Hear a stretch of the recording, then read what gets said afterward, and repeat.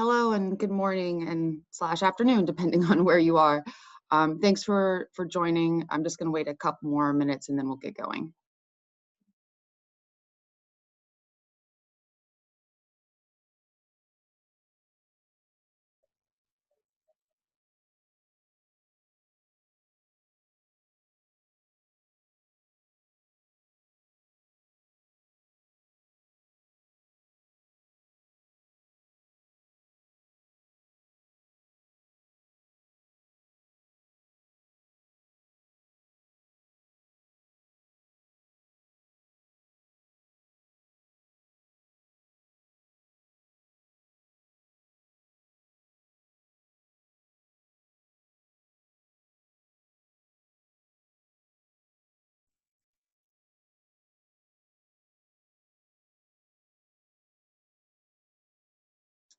All right, hello everyone. It's 9:30 a.m. where I am on the East Coast. My name's Emily Simmons. I'm the Water Funds Network Manager.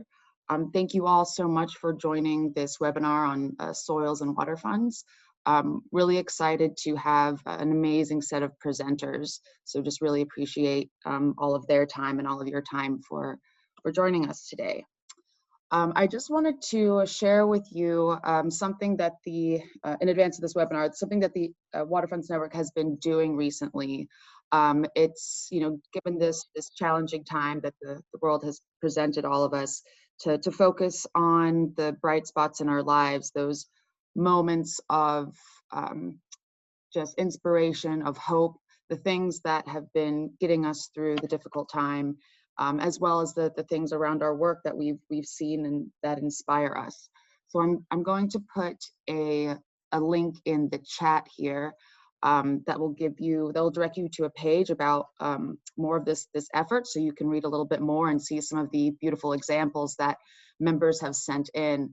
But it's the final 2 weeks of what we're calling this Bright Spots initiative, and it's an opportunity for you to share. So if there is something, we've been focusing around themes for each week, and currently the theme, which closes later tonight, is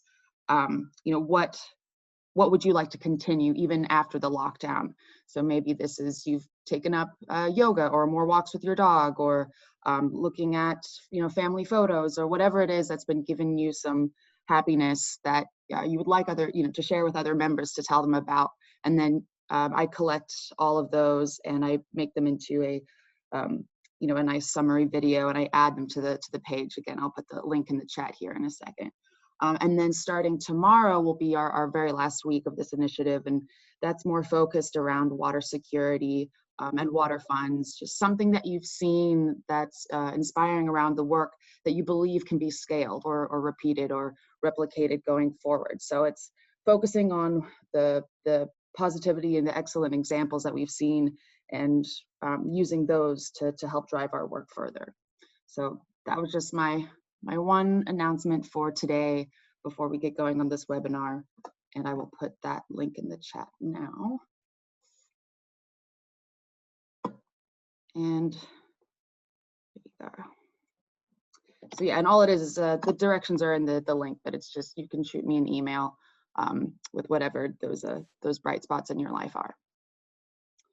All right, so it's a few minutes after, so let's hopefully get going. I think it looks like I have all of my presenters here. Kari, Kari, are you there? I'm going to make you a co-host so that hopefully you'll have some sharing capabilities.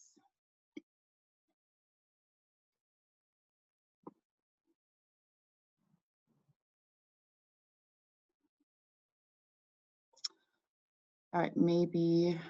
Oh, okay. Kari, can you hear me?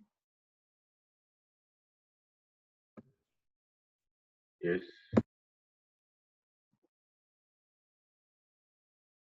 Kari, we can't hear you. Sorry. Yeah, sorry, I was on a double mute. Sorry about that. Can you hear me now? I can, yes. Is it okay, or do you need me to adjust my audio? No, honestly, I thought for a second it was a little quiet, but then I realized that my volume was actually way down, so it was me on my end. Okay, great.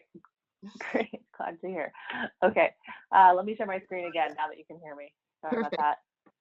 Thank you. All right, yeah, let's get going. All right. Well, good to see everybody here, and glad to see the interest in this topic. So today we're going to be, as you know, talking about soils and water funds and looking at linking water, climate, and food in our water funds. And so we'll be looking at first kicking off with an overview of water funds and soils health, sort of overarching what this topic looks like. We'll hear from two of our colleagues on case studies in Nairobi and Chiapas. And then we'll have some time to, and after each of those, we will have time for question and answer and discussion. And then we'll break out the group into three specific areas of discussion. So thinking about, what other support is needed from water funds, a more detailed discussion on the case studies, and then also integrating carbon accounting and markets into our work. Then we'll do a quick report back from those groups, wrap up with some next steps on the water funds toolbox, and we should be at the end of our 90 minutes at that point. So we're going to kick it off with this overview of this topic around soils and water funds. So I'm going to hand it over to Masika to head us off in that direction to start off this topic. Thank you, Kari. Hello, everybody. So my name is Masika Henson. I am 1/3 of the Nature Conservancy's Global Soil Science Program team. I've been with the Nature Conservancy for 2 years, and I serve as a project manager for our soil and water funds work. So to kick us off, I'm going to play a video, which sort of shows me talking about the why of this project. Why is our work on soil and water funds important? And it gives you a quick little overview of what we're doing, and then we'll get into some deeper conversation around what this project's about. So if you give me a moment, I will share my screen and the video.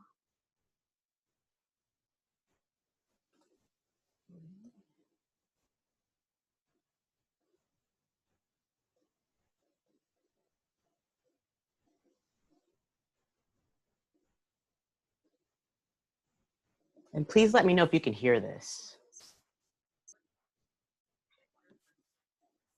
I can hear you speaking, but not the sound and the video.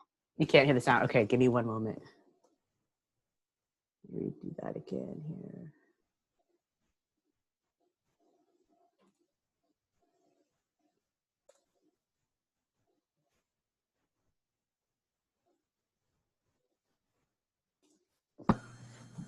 Soils represent an important opportunity to link water funds activities and outcomes with other key conservation and human objectives.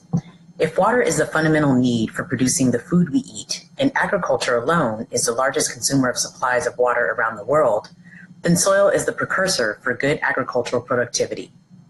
Ultimately, the objectives of water funds come down to what happens to soils. This is why including them in conservation planning can have a big impact on the success of a water fund. The mission of the water funds is to address water security by maintaining or improving water quality. This is done by increasing water infiltration and reducing erosion, returning the hydrology of the water fund to a more natural state. This helps with infiltration and base flows, and other goals related to freshwater and terrestrial biodiversity and human health and well-being. So how does soil health fit into the water fund? Healthy soils help the water funds meet their objectives because restoring soil health increases water infiltration and reduces erosion. When we add an element of soil monitoring in a water fund, we can make recommendations that help reduce the loss of nutrients and the input of chemicals into waterways. We can also improve our understanding of which areas will have the most erosion and how conservation practices like forest restoration improve soil water infiltration and reduces soil erosion. In addition, restoring soil health can help us reach our climate adaptation and mitigation goals and improve food production. So we know that healthy soil removes carbon dioxide from the atmosphere. Most water funds are already promoting practices that increase the cover of vegetation, and increased vegetation increases water security. but it also increases the amount of carbon sequestered in the ecosystem, both in the vegetation and in the soil. Soil is a particularly large reservoir of carbon. There is twice as much carbon in soil as in vegetation and the atmosphere combined. This demonstrates how strongly carbon can be held in the soil. Stable soil carbon can persist for decades to thousands of years before being respired to the atmosphere. Yet human impacts have also significantly decreased natural soil carbon stocks, so there is a strong potential to sequester atmospheric carbon dioxide into this potentially stable carbon pool. In this way, carbon sequestration plays an important role in our climate mitigation goals. So when water funds are surrounded by agriculture, which is the case in Chiapas and Nairobi, they are vulnerable to increased sedimentation in rivers. This makes water treatment more expensive and leaves less soil on the land for food production. To counteract this in the water funds, TNC is working with farmers in ways that help reduce runoff into rivers. In the Upper Tana Nairobi Water Fund, we are working with partners to install water pans that capture rainwater and prevent it from eroding the soil. In Chiapas, we work with partners to promote more sustainable production models, including silvopasture, conservation agriculture, and agroforestry. Although reducing erosion is highly beneficial, it's not enough to benefit the farmer unless it also helps maintain and increase soil fertility. We take the work in the water funds a step further, offering soil health as a solution and working with farmers to test and analyze the fertility of the soil in the area. Most soils in the Tana are old and therefore are highly acidic, which means that plants can't efficiently use the nutrients in soil. Because of land conversion, soils in Chiapas are also acidic, and they're dry and compacted. We might be reducing erosion in the water funds, but in these two cases, the soils still remain infertile. This is where soil health comes in. By measuring and monitoring soils, we can make recommendations to farmers about how to improve their soil fertility and therefore increase crop yields and ultimately improve their livelihoods. We also get the opportunity to demonstrate the benefits of soil carbon sequestration for climate mitigation and carbon financing.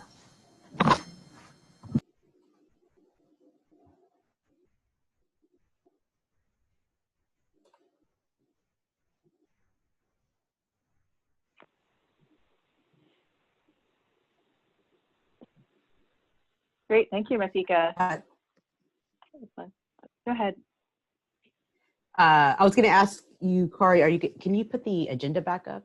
I think you have that. Definitely. Yes, we can do that. Thank you.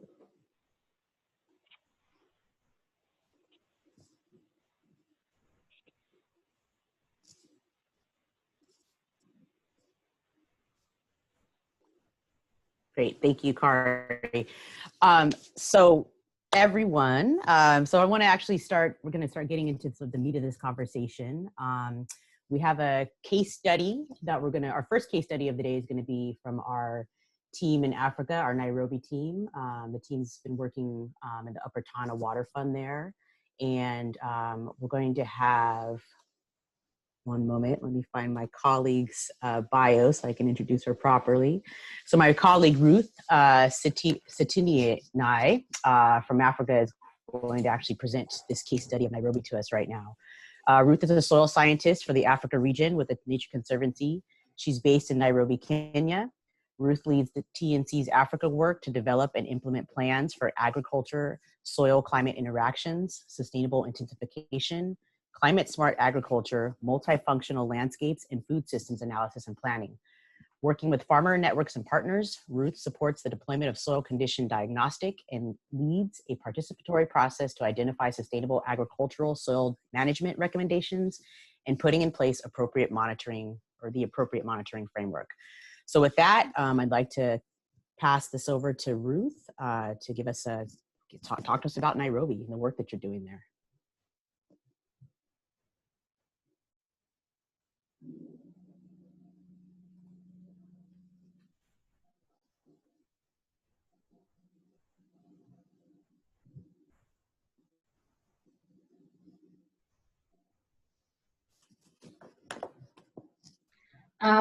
Good morning, everyone. Good evening.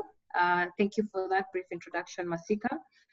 I'll be talking about soil health management in Nairobi, Apatana, where agriculture program has complemented with the work of Water Fund in the region. So in line with the TNC global priority on provide food and water sustainably, also for Africa region, strategies on agriculture strategies, including the restoration of degraded lands and also protection of source water. So in this case, we're talking about complementing soil health work within the water funds, and soil health being the integral for sustainable agriculture. We've been able to partner with water funds to strengthen on-farm activities and also have key outcomes on key conservation and human activities. And from the video that Masika has shared earlier on, we've seen the benefits of soil health within the water funds. And it's not limited to reducing of soil erosion. And in Apatana, where water funds are distributing farmers with rain harvesting water pans so that they're able to store water from the rains, and they're able to use this water even during the off-rain season, and they have a continuation of farm activities despite unpredictable weather patterns. And from this, they're also able to reduce runoffs. At least they're able to store this water in these artificial dam liners. So there's improvement of water quality, storage of capacity of soils, and ultimately there's increase of carbon sequestration and resilient farms and improvement of food security, since farmers are able to continue farming.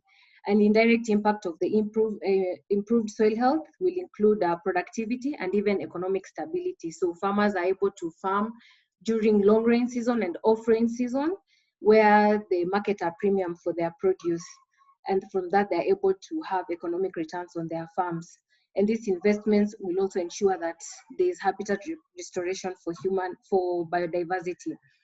So this is the conservation summary in Apatana Water Fund, which I've just talked on from the earlier on slide.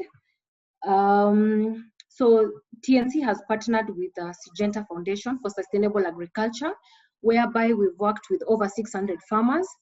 The challenge within this area is that it's densely populated and with steep slopes. So you find that these small farm scales, they are disrupting the water supply, because you'll find that before water funds came in this region, they will pump the water from the rivers to use it for irrigation and for other purposes. So with these water funds, they're able to, with the water funds in their homesteads, they're able to continue doing the farming without necessarily pumping water from the river. So the opportunity was to strengthen the agronomic component of the water fund and expand even the scope beyond off-season irrigation, that not just the benefit of irrigating, but also to ensure that there's reduced surface runoff. And the overall objective of the partnership between TNC and Syngenta Foundation was to test the viability of sustainable intensification, and mainly it is built on good soil management, improved inputs, both seeds and fertilizers, and cropping systems. We are talking about crop rotations, intercropping. I mean, not just monoculture that will be a common practice with most small-scale farmers. So you'll find that farmers are also doing cover crops. They're doing fodders to act as terraces. And through these partnerships, we've been able to achieve reliable water, conserve and restore nature, and even improve community benefits. The project has been running since 2018 and through May 2020, actually the end of this month. I'll talk about briefly the interventions that we've had with our partners through this collaboration with Syngenta Foundation. We've had several interventions, and the basis of all this has been within the soil health management. And with this, we've partnered with partners like the World Agroforestry, where they provide farmers with soil testing services. And this is, they use dry chemistry technology that is affordable to the farmer. The results are instant to the farmer. And the farmers use this as a decision tool. So they're able to know the status of their soil. They're able to correct their soil using animal manure. These farmers also are mixed farmers. So they have locally available inputs like animal manure to build on organic matter. And they've been trained on improving access to adequate inputs and quality seeds. We also partnered with a partner who have been providing farmers with agronomic work. And World Agroforestry were able to issue all these 600, through the 600 farmers, we tested soils for 70 farmers who were issued with tailor-made recommendations. So the farmers are able to know their status, they're able to know the accurate inputs they need to use for their farm, so that there's no scenario where they're under-fertilizing or over-fertilizing.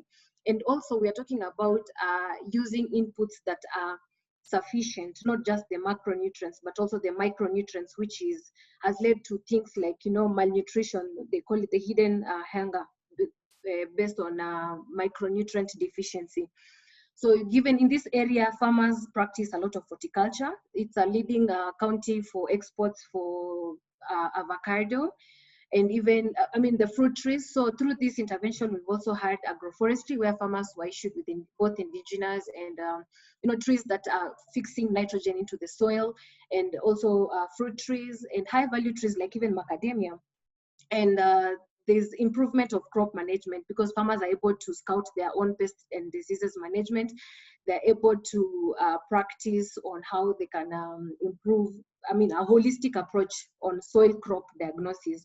So farmers have been advised also on, improving off-season production. You find that during the off-rain, probably farmers were not continuing with farming, but now they are through the use of water pans.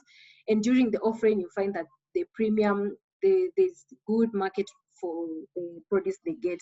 So our project interventions were in line with water fund strategies that mostly is within the mitigation of erosion from dirt roads, agroforestry, and of course, ultimately the water harvesting for rainfall and use of drip irrigation. You find that also with water funds, farmers have been able to make use of efficient use of this water as well from the water funds. So there's technology of using drip, which is more efficient, and even, there's less overuse of the water through such technologies. And ultimate impacts will go to, improved food security. We've increased the hectares under soil health management, mostly biodiversity conservation, and improved water quality for Nairobi, as well as agriculture productivity. So these are the outputs from the project that we've done for the 1 year. It was through subsequent season, long rain season and the short rain season. We've seen reduced heavy soil erosion and sedimentation. Of course, improved water infiltration and soil water holding capacity. So through these trainings, farmers will work in farmer schools through demonstration plots, while demonstrating the good management practices for farmers. They were working within this piloting.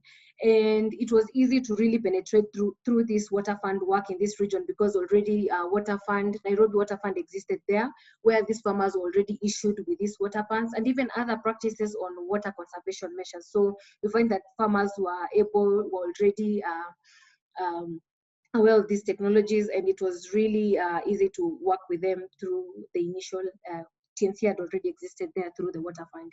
So you find that through the agriculture program, we have again additional 300 water pans in a new area where water fund did not exist, and seedlings of the seedlings that I had mentioned earlier on that farmers were issued with. So the basis of all these bringing additions to water funds is through the soil testing, whereby we've provided the benefits, and that has included, we've partnered with partners that provide blending fertilizer services in the country. So farmers are not just going to market to just get limiting inputs that only has macronutrients, but they are able to be customized to what is specific to their crop. So of course, now while correcting their soils, it has minimized mining of these crops. While harvesting, there's reduced mining from this mining of the nutrients, and farmers are able to do also crop retention. So there are several technologies that farmers have been trained on, and also more precise application of inputs, monitoring of the soil health structure. And in the long run, linking all these carbon markets in the future, how we can link. So this is just some of the activities that we were done in Apatana, the sampling, where we did soil and crop sampling to just do a holistic crop diagnosis, monitoring approach, and provide a nutrient management plan for these farmers. So this is the technology that has been used by ICRAF, the mid-infrared, which is cheaper, and it's really, the capability is really not just limited to soil, there's also to plants and even the compost quality and the fertilization certification as well. So this is a technology that is being adopted by most of soil providing services because it does not need a lot of resources, and also is cheaper for the farmer to afford. So these are the conclusions that with this technology, we've been able to improve digital soil mapping, affordable soil testing to the farmers, and even quality through the entire agricultural value chain. So in the long run, and what we are looking at is to improve water quality, richer biodiversity, more food security, and increased carbon sequestration. And also not to forget that this work was scaling up from what was already there by the CGCF, the China Global Conservation Fund, whereby we scale it up through the Syngenta Foundation with the Nature Conservancy. So in a nutshell, this is our collaboration with the Water Fund, and just also to say thank you to the Water Fund team, because they've been able to work with us closely with the farmers in Apatana in realizing all these outcomes. Thank you very much. This is our partners we've partnered with, and asante.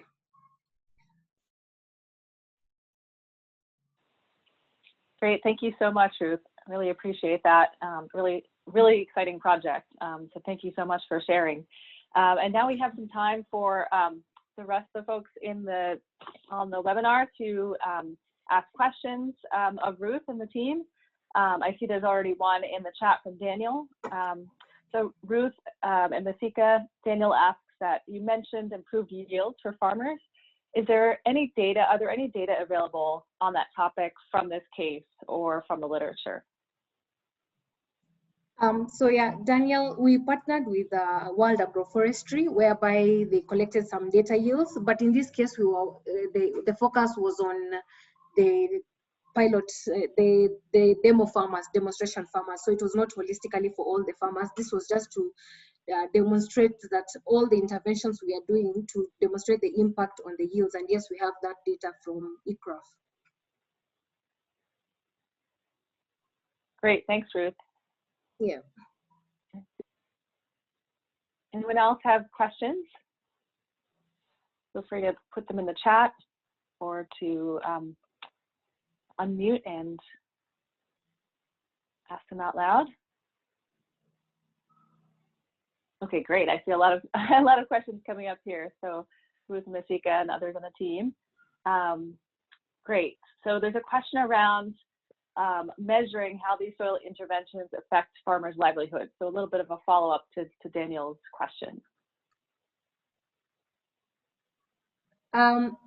Okay, are we measuring how these soil interventions affect the farmers' livelihoods? Oh yes, so when you talk about the soil testing and disseminating these results to the farmers, of course, the ultimate results on livelihoods is to expect them to have increased crop yields, and this will mean to the farmer increased more economic returns from this, because after doing soil health improvement and farmers realize the agronomic advice on it, they're able to use less input in the first place, because from this it minimizes just using blanket rates from, and also farmers, you find they use the local available seeds, but in this case you're training them on how to use certified seeds and such things, and of course through partners. So all these interventions will translate to farmers' livelihoods improving, because when you use certified seeds, you know, they're resistant to diseases, you know, such and such issues, and you find that farmers with time, they get to improve on their yields. And they are also making use of local available resources, you know, like animal manure and compost within their farms. So everyday farmers are improving technologies on how they can minimize cost and maximize returns, while at the same time minimizing environmental degradation within their farms. So you'll go to a smallholder farmer and you find that they have a tiny farm, but they've intensified that farm. they've done fruit trees in between their field crops. So you realize it's a small piece of land, but this farmer is really maximizing. At the same time, they are very much aware about conservation measures within their farms. That's why you'll find they're even using animal fodder as terraces. So they are killing two birds with one stone. Yes. Great, thanks, Ruth. I see a question, is manure the only thing farmers are using to improve the soil nutrients? How do they manage to get specific nutrients missing on their soil? Oh, yeah. So through the soil analysis that we've partnered with eCraft, from the soil analysis, what you get is the soil status. From that, you get the soil correction measures, and then we give what we call as crop-specific fertilizer recommendation. So you find that those farmers who have diversified, that those who are doing maize, that those who are doing capsicums. So with this, even with the issue of water pumps, you find farmers have diversified. They've moved from just doing cereals to even horticultural crops, which are high value in the market. So they are given tailor-made certificates by Nature Conservancy and eCraft, Wild Agroforestry, which is crop specific. So you find you've been told if you're doing capsicum, this is what you need to use, this is the amount. And with that, you find that there's a maximized nutrient management plan for that farmer. So yes, farmers are able to get specific results within their farms. Okay, great. A few more questions. We just have 2 more minutes for questions, but there's a question. Are you linking this job also with land degradation neutrality process? Yes, we are. Having soil analysis as the basis of all this is to advise farmers on how they can make use of their farms in the first place, not leaving it bare, using cover crops, sustainable cropping systems. So there are different ways that these farmers have engaged in themselves in reducing degraded land. And you find that even, having incorporated of agroforestry interventions, they're able to minimize heavy runoffs. So in terms of degradation, we are linking this work, but on the basis of soil health management. So through these, farmers are able to realize that they even have these minimized labor within their farms, because when with the healthy soils, you don't have to disturb all the time. They're doing crop retention, they plowing back the harvest into the soil. So they minimize soil disturbance to ensure that there is no runoff, and to also ensure that they maintain the soil organic matter within their soils. Fantastic, So, fantastic. If I may just add a little bit, this is Fred from the Nature Conservancy Africa Waterfalls Director. Just a quick one is that this work is happening in Kenya, and the government of Kenya has approached the Nature Conservancy to be helped with the alert degradation neutrality strategy paper that they present to the GEF and the UN. So this work will contribute as an example when the RDN targets are set. That is spreading the current situation about the amount of field work and meetings people can do. But this will be feed into that kind of an example. And I would like to say this, both the work being done by Nairobi Waterford and also work proposed to be done by Eldoret Waterford, also in Kenya. Thank you. Great, thank you for that context, Fred. Really appreciate that. I see a lot more questions here. We actually, unfortunately, don't have time for them, but we will have time if people are interested to follow up on several of these in the, there's a breakout group which follows up on each of the case studies. And we can also capture these questions and see, and hopefully get back to you on some of these additional questions. The one question that I did want to put to you, Ruth, before we move on is, I saw a couple of questions about how to get more.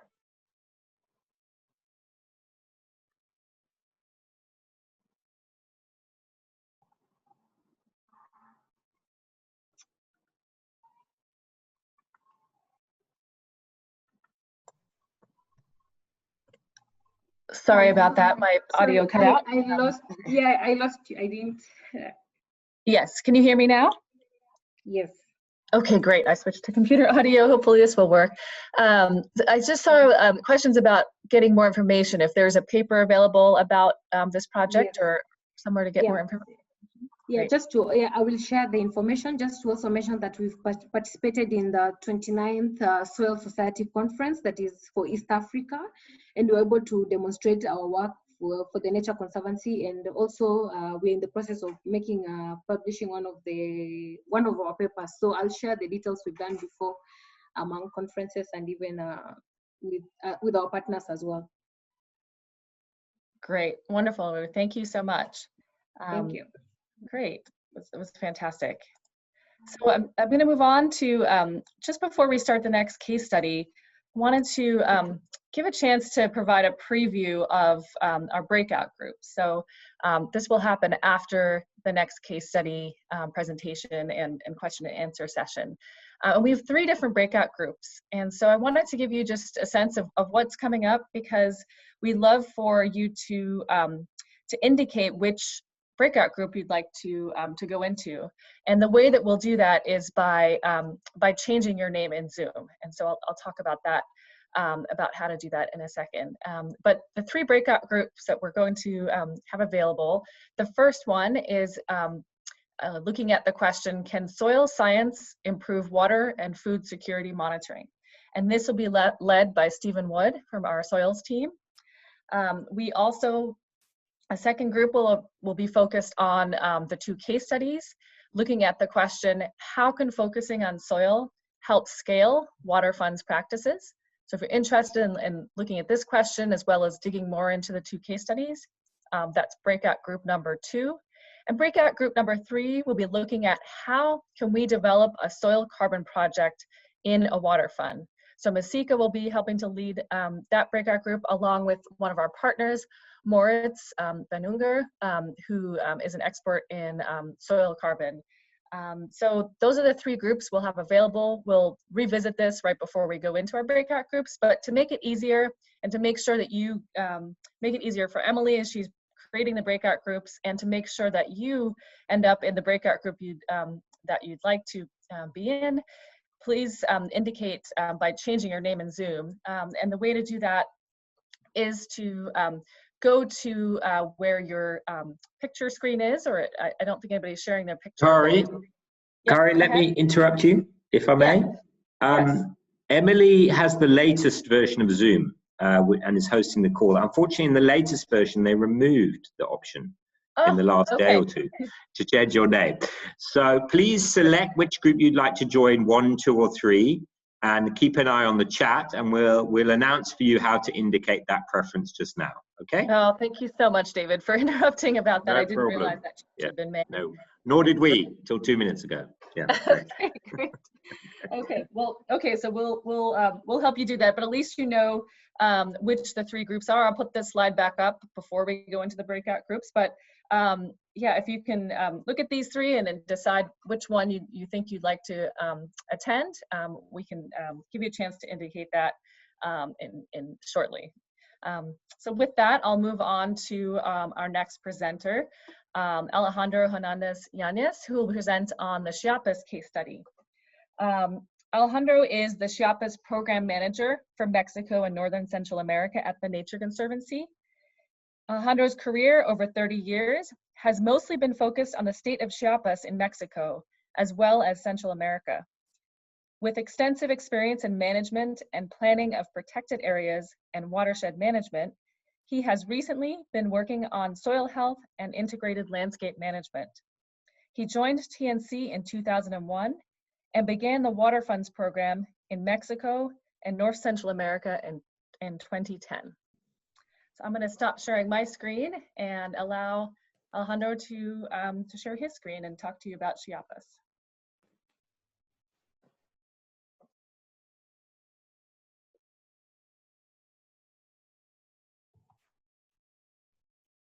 Hi everyone. Do you hear me? Yep, we can hear you. Yep. Okay, and do you look my screen? I can't see your screen yet. Maybe you can try sharing one more time.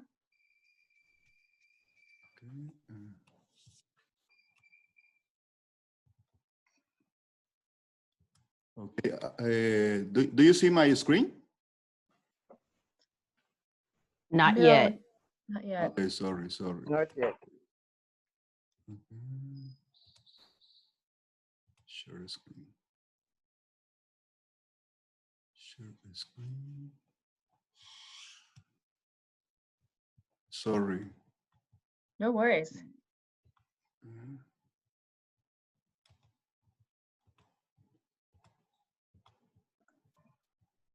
Alex, I have your presentation just in Yeah, case. please, because I don't know Can I? why. Okay. Yeah, please. It's All right. better, I think.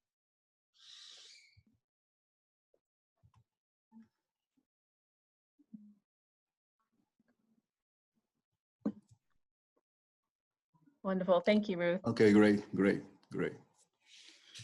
Okay, good morning, everyone. I have the task of presenting what TNC is doing in Chiapas to restore soils.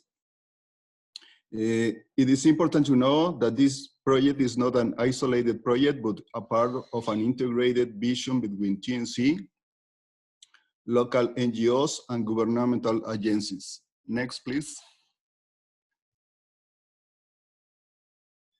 Chiapas is second place in biodiversity in Mexico, and Mexico is 4th or 5th place as mega biodiversity country in the world. This means that Chiapas is very important because it's biodiversity. Also, Chiapas contains 30% of fresh water in Mexico, and its river produce almost 40% of the hydro energy in Mexico. Because of that, also Chiapas is very important because it's water. Next, please. Unfortunately, Chiapas, next please. Chiapas has lost 55% of its forest in the last 50 years. The main drivers of deforestation are the agricultural practices, especially corn, cattle, coffee production in conventional ways. Only remains 45% of the original forest. Something that we see as a great opportunity is transforming the actual drivers of deforestation into the solution to transform Chiapas into a prosperous, productive, and resilient state in Mexico. Because 49% of Chiapas state is dedicated to a conventional cattle production, around 3 million hectares, and corn production, around 700,000 hectares. Because that we think working with cattle production and corn production is very important in Chiapas. Next, please. The question is, how can we do it? Especially when we have different goals such as food security, water security, climate risk disaster reduction, biodiversity conservation, and climate change adaptation and mitigation. How can we do this? We designed the 2030 vision for Chiapas. The focus is to use integrated landscape management using as a unit of management watersheds to reach sustainable regional development. This way we can face all goals at the same time, but something very important, integrated landscape management need healthy soils. Next, please. Okay, what means healthy soils? The next slide, please, show what are the basic components of an average healthy soil. This is very interesting because 45% are minerals, and this is the thing that usually called soil. But a good soil has around 5% of organic matter, and this is very important because in the organic matter lives the soil life. And 25% is water, something that is the interest of the water funds, and 25% is air. And the most important thing is roots of the plants and soil organisms work together to produce healthy and productive soils. And they do it for free. Loss of organic matter has happened almost everywhere because of the use of intensive use of agrochemicals, burning cultivate lands, tillage, sun and air exposure, and soil erosion. When this happens, soils not only lose organic matter, but the web life that lives in them as well. Then the soils lose the water and the air. Then the soils end up compacted and unproductive. It's happening in everywhere. Next, please. What we are doing as TNC. The first time that we do this to work building alliance. We work with local, national, and even international organizations as the main agricultural research center in Mexico that is in IFAP. And also we are working with CIMI, that is the International Center to Improve Corn and Wheat. And we focus in three things: integrated watershed management, how to intensify sustainable agriculture, and how to recover soils. Next, please. Next, please. I will give the example of corn production. Our first pilot plots work with communities with self-consuming production. We get success. We increase production we increase the production in a double yield. Then we thought, can we do it with commercial corn production? Then we began to work in an area that used to be the Chiapas barn, La Frailesca, that used to produce around 12 tons of corn per hectare. And today production has decreased to only 4 tons per hectare due to bad agricultural practices. Based on the results of soil analysis, we decided that our first phase will be subsoiling. As a second phase, we will incorporate the 4 principles of agriculture conservation: no tillage, no burr, crop rotation, and cover crops. After subsoiling, in the first year, we increased production for 4 tons of corn per hectare to 5.5 tons per hectare. After 3 years of using conservation agriculture, we increased production until 9 tons of corn per hectare, even if it was a dry year. Next, please. In the third year, we incorporate trees, ing species, into maize plots. We transform the conservation agriculture system into an agroforest system. The main objective of this step is to incorporate nitrogen and a lot of organic matter. For the fourth phase, we want to focus on recovering the soil's web of life. We have the support of a soil expert from Colombia with a lot of experience working with agroecology. Next, please. The next picture, the next slide. I like a lot this picture because shows many interesting things. Left side is a plot with good sustainable practices. Right side is a conventional corn plot. You can see how right side is flooded and left side is only wet. What do these facts mean? It means that the conventional plot is flooded because there is a compacted soil that doesn't permit water infiltration, and water easily evaporates during the day. The production of this plot has a rate of 3 or 4 tons of corn in good years, in rainy years. The wet plot shows that most of water from rain infiltrate. There is a recharge of aquifers, and corn roots can obtain water from those aquifers during the dry season. And because of that, this plot is resilient to drought and very productive. This means also that water doesn't run over the surface, causing floods in lower parts. Instead, there is a recharge of aquifers, and there is more possibility of enough available water for the dry season. This is very interesting. Someone said to me some years ago that if you want to improve water quality and water quantity, you need to work to restore the health of the soils. Next, please. Next, please. Other benefits of this approach is that we not only increase production, increase profits for producer, reduce risk of floods during the rainy season, increase water flows flows during the dry season, produce healthy food, reduce carbon emission, increase capture of carbon in soils, and stop deforestation for new areas for agriculture. Finally, the last slide, please. Now for first times, next, please.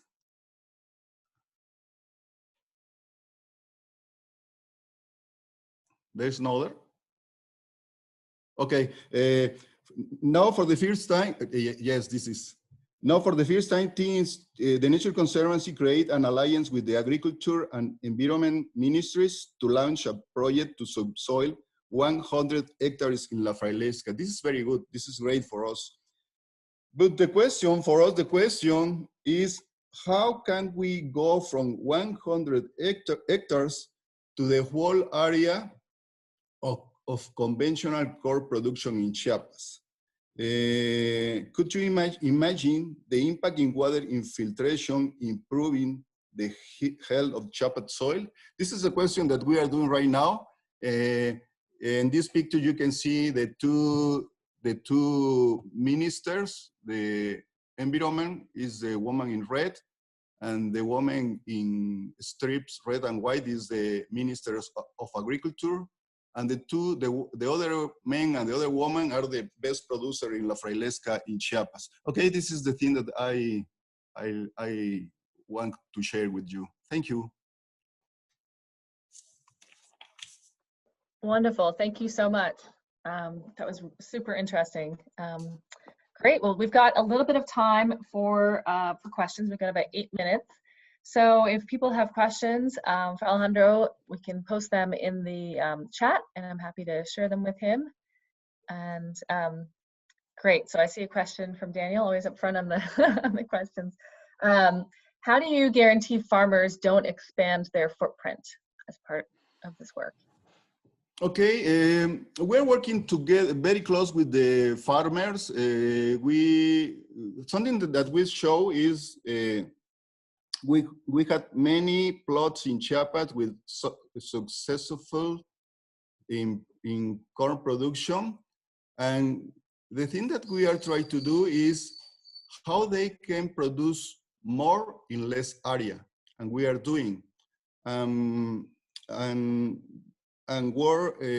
we bring producers from other parts of Chiapas to see what we are doing in these successful plots. And in this way, there is an exchange between producers, and they can share what they are learning in the 3-4 years of producing in these sustainable ways.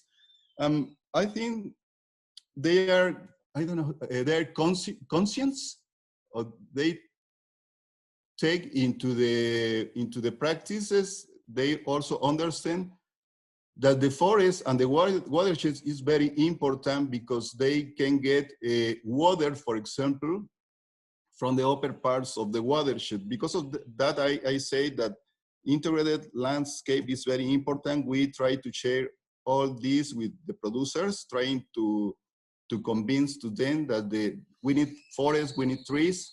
And because of that, I think that they are very conscious about that. And they are not increasing land areas, or they don't open new areas for agriculture because they are producing enough in less area today. And this is, I think this is working in Chiapas. Not in all Chiapas, only with the producer that we are working. Great, thank you. So another question from Ying Li. How frequent do you do the subsoiling? And how do you decide to take the action of subsoiling? Because we do soil analysis, and the first thing that we discover in La Frailesca, we discovered 3 great problems. The first problem is loss of almost all organic matter, less than 1%. This is very bad. And when you lose organic matter, the soil begins to be very acid, and also because there is no organic matter, the soil begins to be compacted, especially in the subsoil.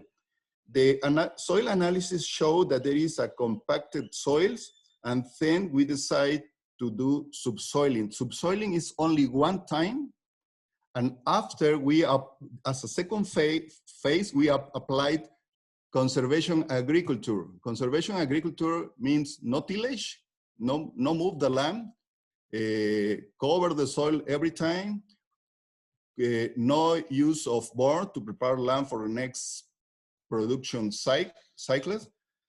And subsoiling is only one time, and we do only in soils that are compacted. That for the case of Chiapas, most of the agricultural areas are compacted because a lot of soil is very clay.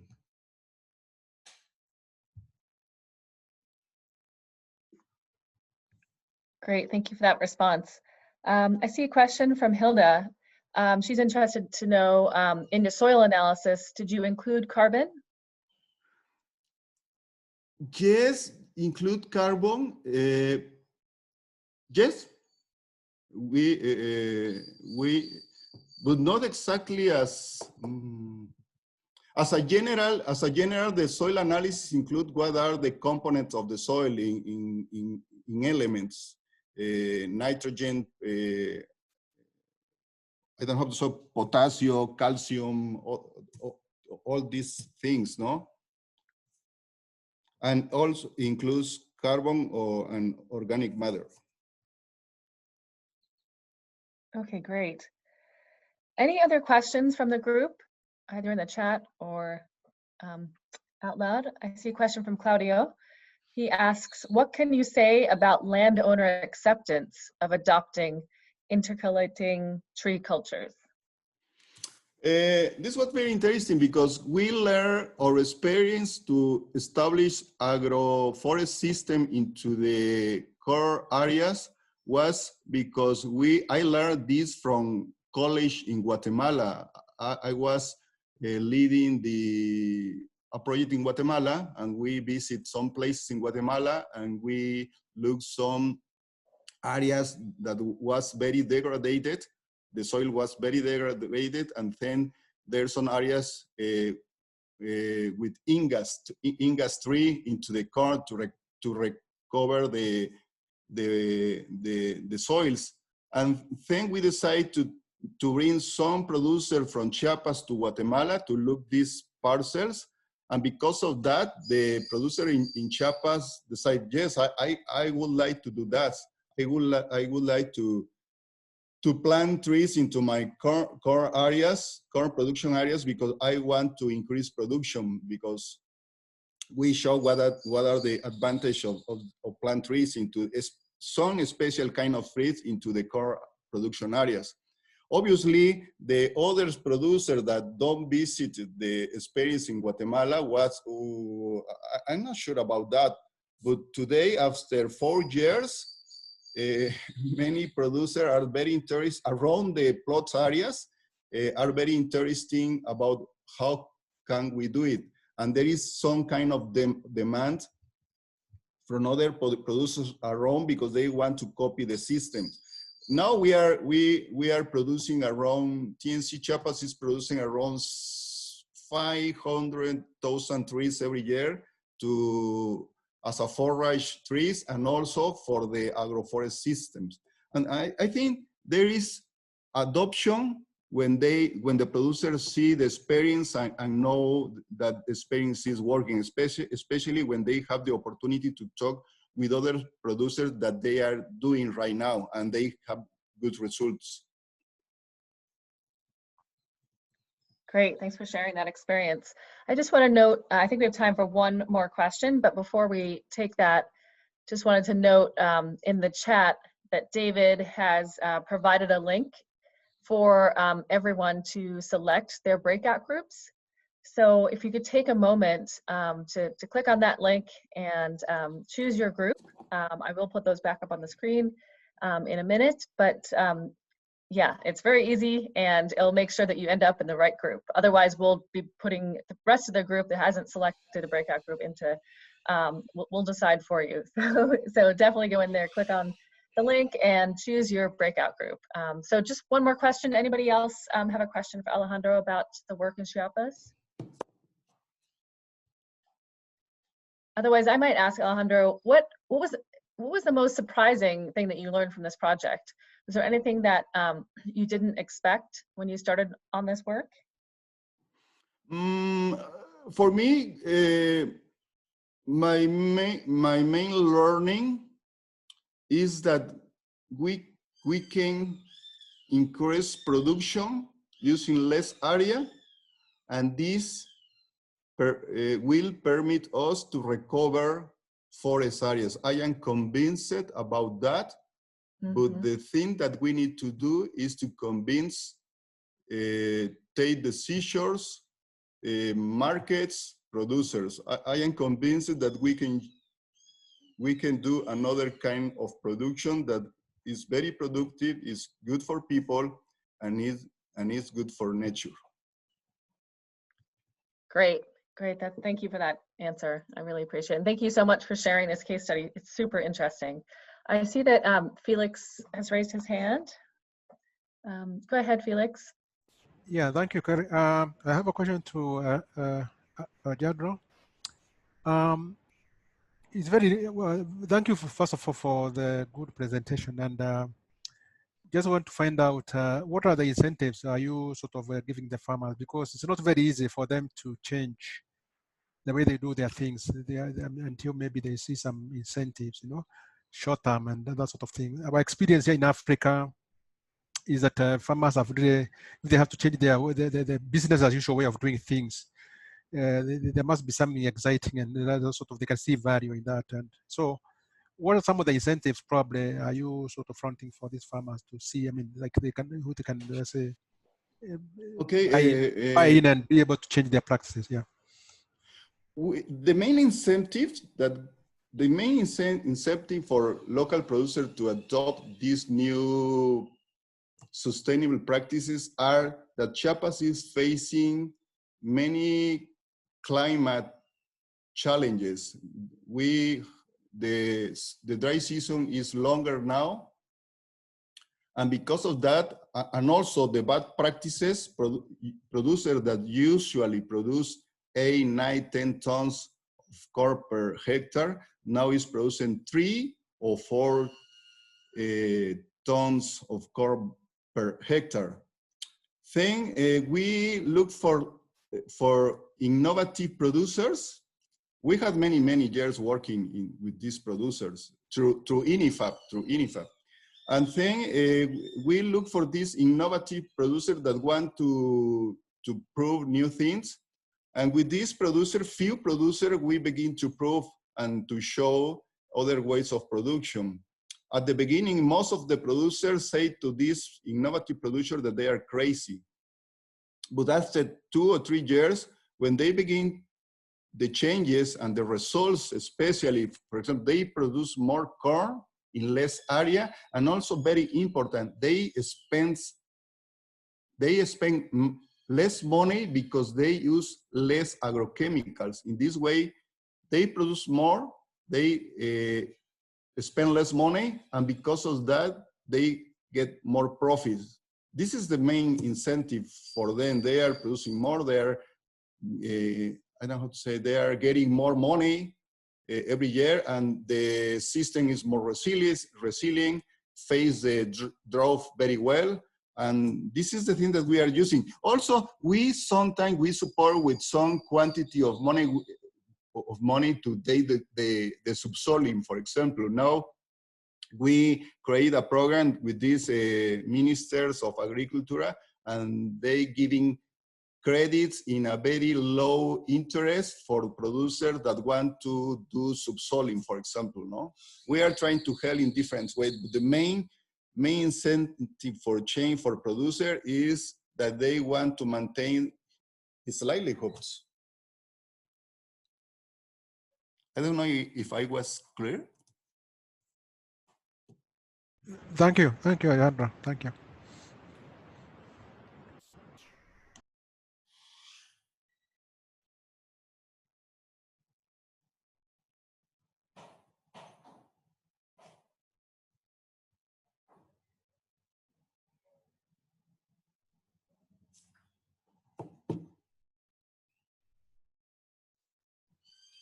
Hello, everyone. Kari, we can't hear you, but we're about to go into the breakout groups now. And actually what we've decided, I think, is going to be easiest is we're going to create 2 new Zoom calls for breakout groups 2 and 3, and you'll go meet there, and then we'll paste the original link. When that breakout group's finished, you can come back and rejoin this call. I think that's going to be the simplest thing to do. So group 1 will stay here, and group 2 and group 3 will go into a different Zoom call, which should be easy for you to do if you click on the link in the chat. And then you'll come back here once you've finished your breakout group in give or take 20 minutes. So any questions with that?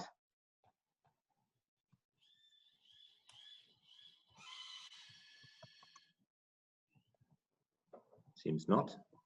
Okay, so I'm going to put the link for group 2 in the chat now. So if you selected group 2, please go over to that Zoom call, and we'll make sure you get back here when you've finished. And then I'm going to put the link for the 3rd group in now. Okay.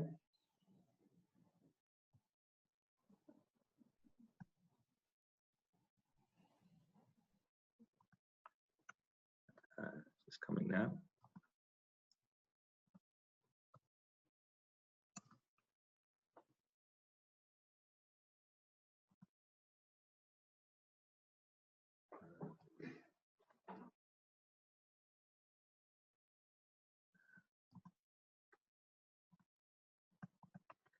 And then the 3rd group is going in now.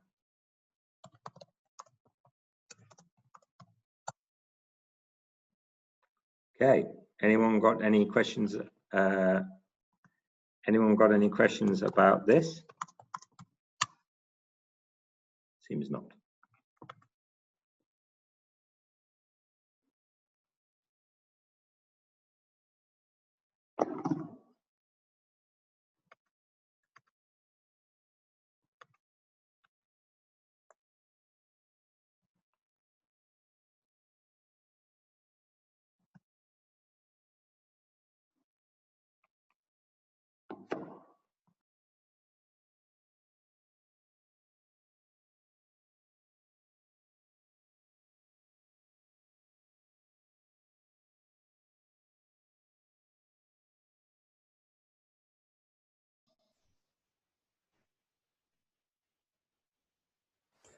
I'm just going to wait a couple more minutes before starting the group 1 chat, just to make sure that everyone who's here wants to be here.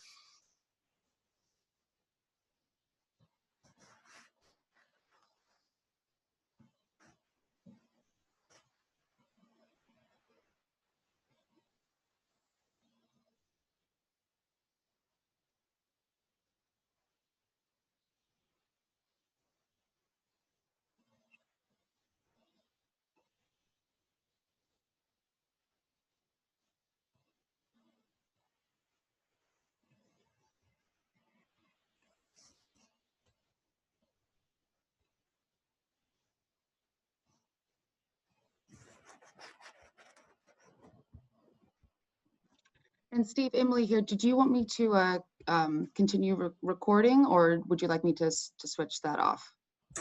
No, you can continue recording. I mean, as long as others don't have a problem with that, it's fine with me. Awesome, thanks.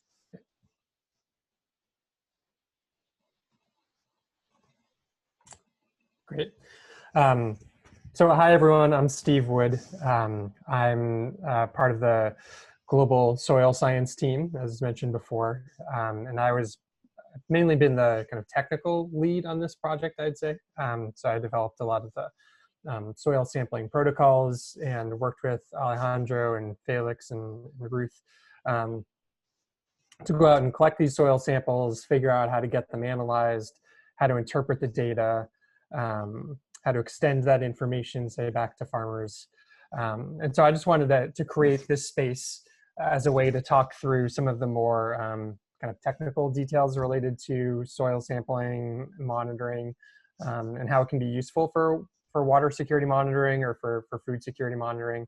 I have a couple of things that I would love to hear from you all about, but I also wanted to create a space for you all to dive in and ask any more questions that you might have about kind of how soil science could fit within the monitoring program of water funds. So with that, I guess I'll just start and open it up and create space for anyone to ask any questions that they might have.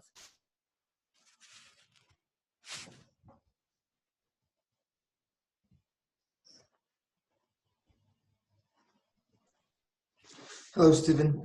Thanks for the presentation. I do have a question. This is Guy.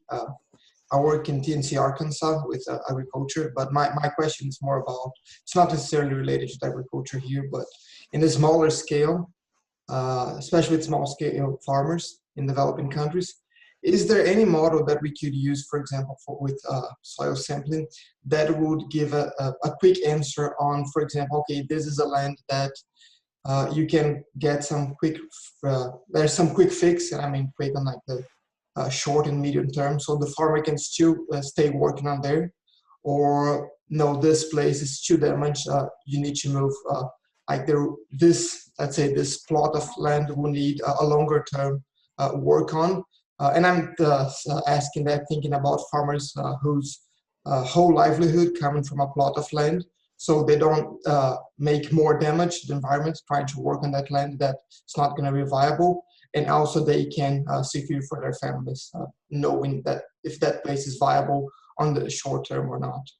Mm-hmm. And are you interested mainly in the plot scale, or would you be interested at, say, the scale of something like a whole water funds doing that kind of quick assessment?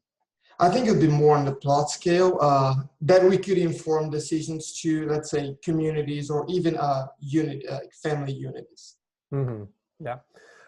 There are definitely quick assessment tools that have been developed, both at the plot scale and at a broader scale. Ruth had mentioned one of the tools that we were using in the Kenya version of the project, where they have replaced traditional kind of lab chemistry measurements with these spectral measurements, where you can take a soil sample, kind of flash it with a beam of light basically, and it'll read back to you estimates of soil properties based on the kind of reflectance signature of the soil. And these are tools that have been developed over decades, where people have taken traditional soil measurements and compared it with these kind of rapid soil measurements, and they've built models that connect the two of them. So now you can go out and take these rapid measurements, and it will give you a good indication of what's a level of, say, carbon, pH, nutrient levels, etc. So that can be actually a really effective tool for doing these kind of rapid assessments. How to interpret that as good or bad for the farmer depends, I would say, also on the degree of soil information in the region that you're working in. Like if you're working in an area where there's just not a lot of soil information about what is a good level of organic matter for that soil type, then just having the rapid measurements might not be enough. You might need to work with someone to help you interpret that in the context of what that soil type is. But in many places, digital soil mapping has gotten so good that you can get a pretty decent comparison for any soil type that you might be measuring from. So the short answer is yes, there are quick measurement tools for the farm scale to allow you to assess a baseline. There's also quick measurement tools to allow you to start looking at change once you start working with a farm or a property. One of the challenges with soils is that sometimes the properties, like total carbon, can be kind of slow to change, but there are rapid assessment tools that have been developed to look at kind of intermediate change and try to get a sense of if soils are starting to change and increase health before you say see a change in total carbon after maybe 5 or 10 years. Oh, okay, thank you. And have you seen that how are the communities open to receiving that information? For example, let's say a community that's more used to planting maize, and then with the assessment, like just an example, it comes out that groundnuts is the best for them. Has any work been done on like suggesting that and having the communities understanding like the science behind that and accepting or not?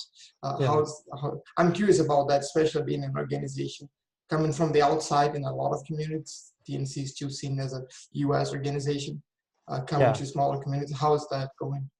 Yeah, I think in general, people have studied this kind of practice of farmer adoption of different agricultural practices a lot. We haven't specifically studied that in this project. Just what our anecdotal kind of experience is that farmers have been motivated by economic opportunities. So in Ruth's case, she talked about these water pans.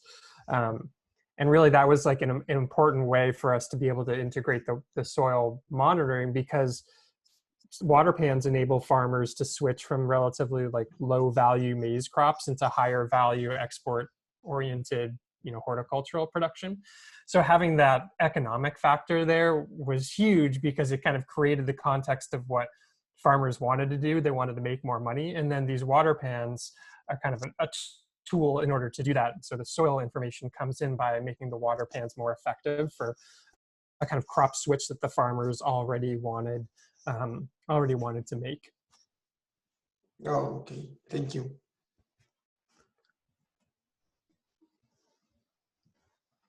And I'll be quiet so somebody else can ask, but if nobody else has a question, I still have some follow-up.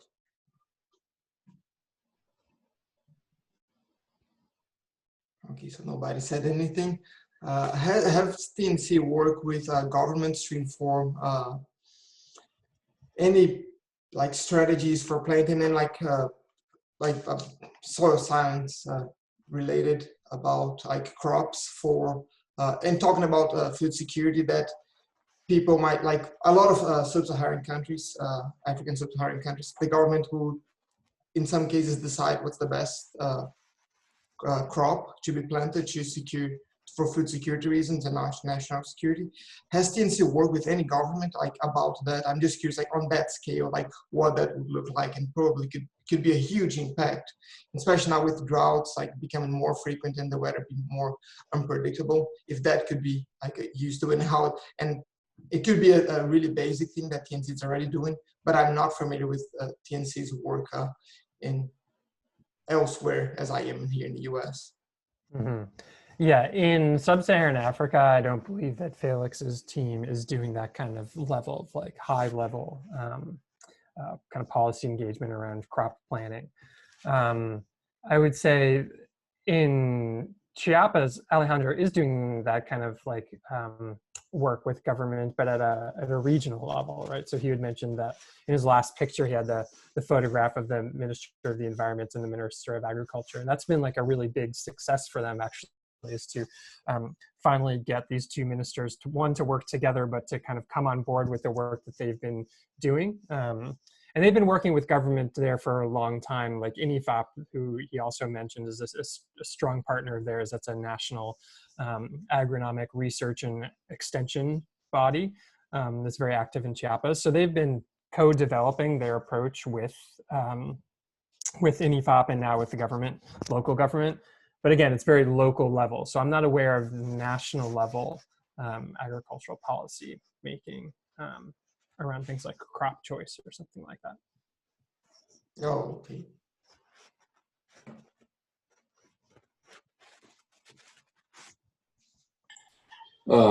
Well, hi everyone. This is Claudio Clems from Brazil, and building a bit on Guilherme's question, just to entice the discussion here a little bit here in Brazil.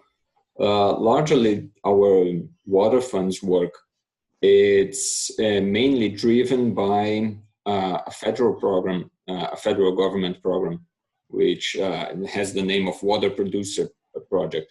And despite the fact that it's focused at watersheds conservation, it has a strong bias to soil conservation techniques.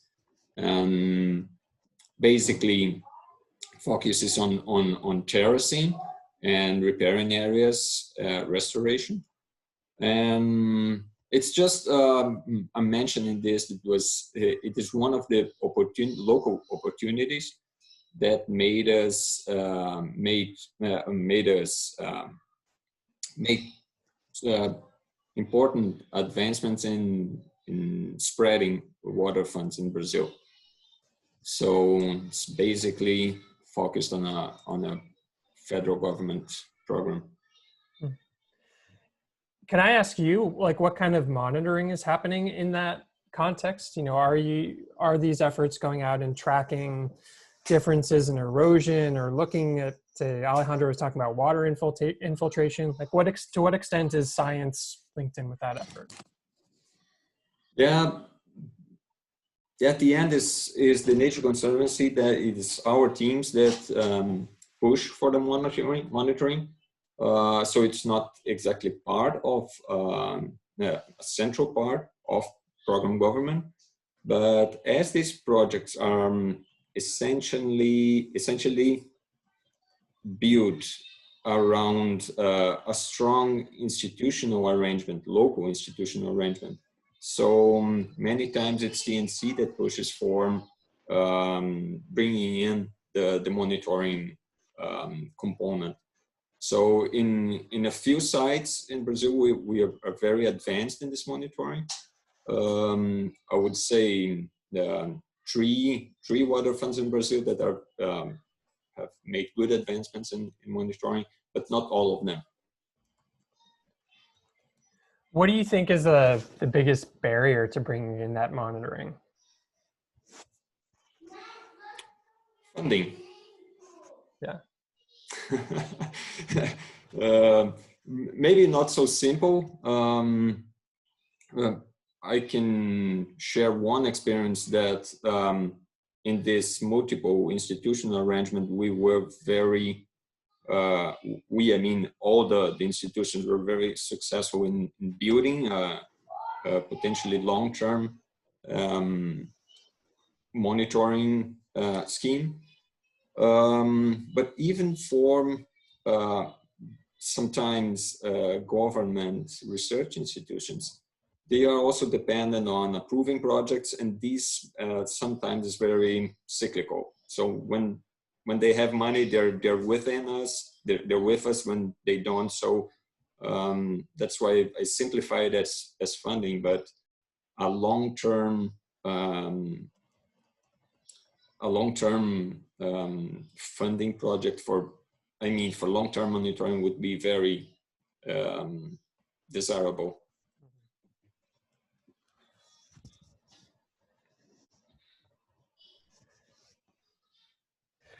Yeah, because one of the things that we've been trying to figure out after this project is, are there any opportunities for us to distill some of like the technical knowledge that we have, or expertise, learning around, you know, showing impacts on water security or food security in these water funds contexts, and whether we can make that something that's of broader use to the broader water funds network. And that's just something I was interested in hearing from you all about, whether you think that that's potentially of interest, or whether this funding barrier really is the major issue to integrating kind of science into these efforts. Yeah, I don't know if any of you have any thoughts on that. I know it's a big question.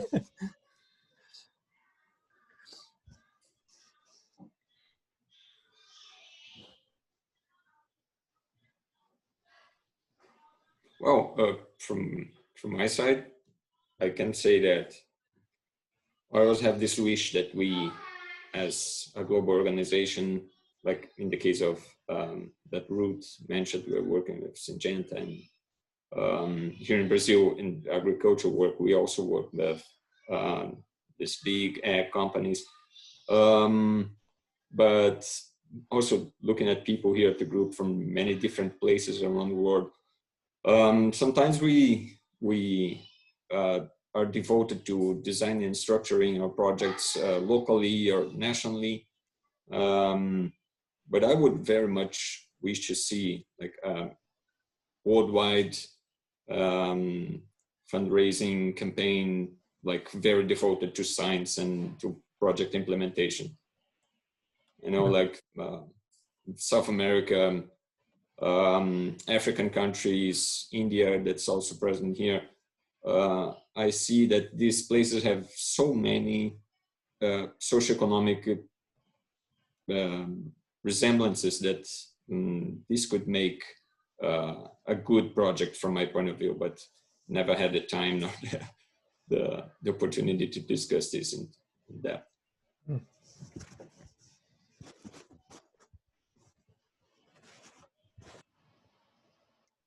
I see. Emily here, just a note to say that the other two breakout groups are wrapping up and given the option to come back to this. Great, thank you. For, closing. Yeah. Kari, did you have any last things that you wanted to add to the discussion, either ask or comment on?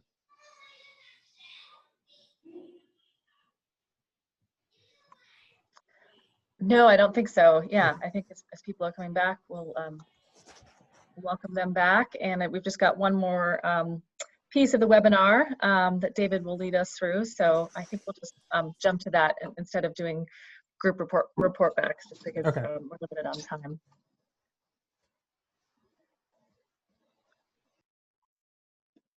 David, are you back with us as well?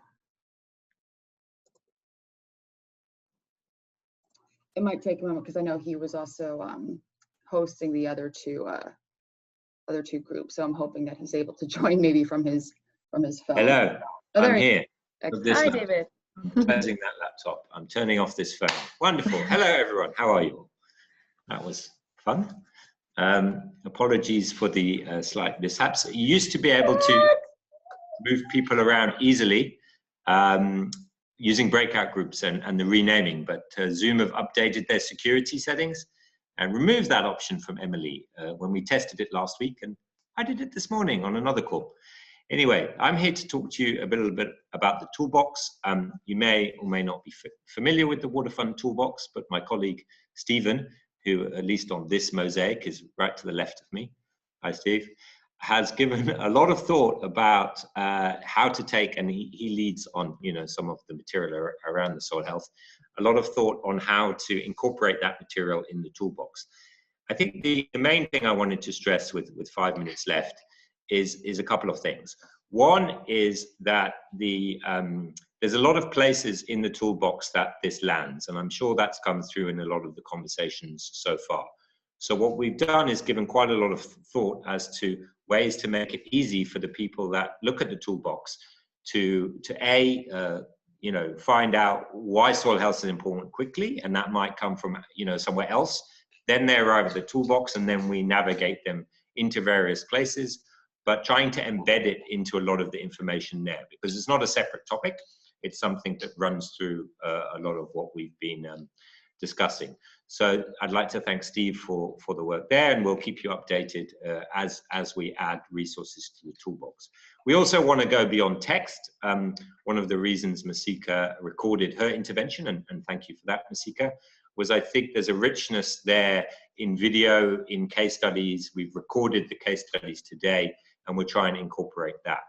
I think the final point, which I'll split in two, is that the toolbox is obviously not the be-all and end-all of this. There's a community around water funds issues, which this network represents. There's also a community around soil health issues.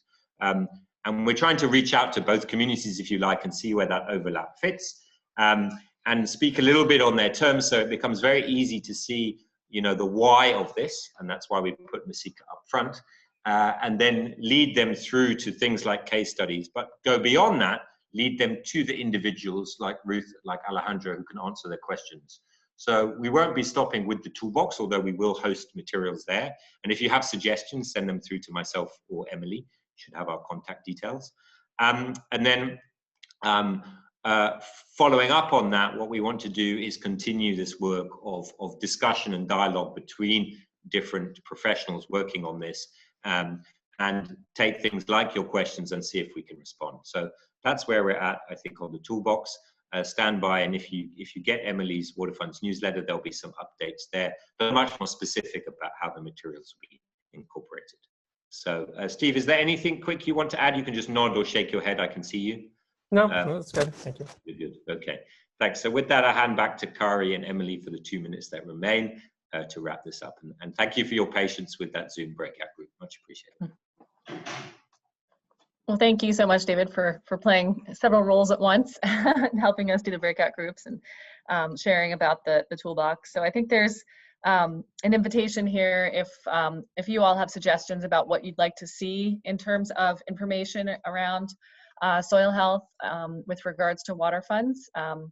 David and Steve are your people. Feel free to reach out directly to them about some information you'd like to see there, or format, or anything like that. But we'll be sharing more, as David said, as all of these materials become available in the toolbox and in other formats. So I think with that, I think I'll just wrap up and just thank everybody so much. Thanking all the presenters for presenting these exciting case studies, for Masika giving us an overview of the connection between water funds and soil health, and in our breakout groups, our other breakout group leads. And I just want to hand over to Emily. I don't know if there's anything you wanted to say closing out in terms of for the Water Funds Network. No, I think that's it. Perfect timing here, about to be on the hour. Just thank you all so much for joining, and for your patience, with the breakout groups and figuring out the new Zoom settings. But yeah, just really grateful for everyone's time, and so impressed by the turnout and these amazing presentations. And yeah, thank you to our presenters as well. Yeah, have a wonderful rest of your day, and feel free to reach out to me with any questions or ideas, and I'll be sending around the recording and approved presentation materials later today. So thank you all so much. Thanks, bye.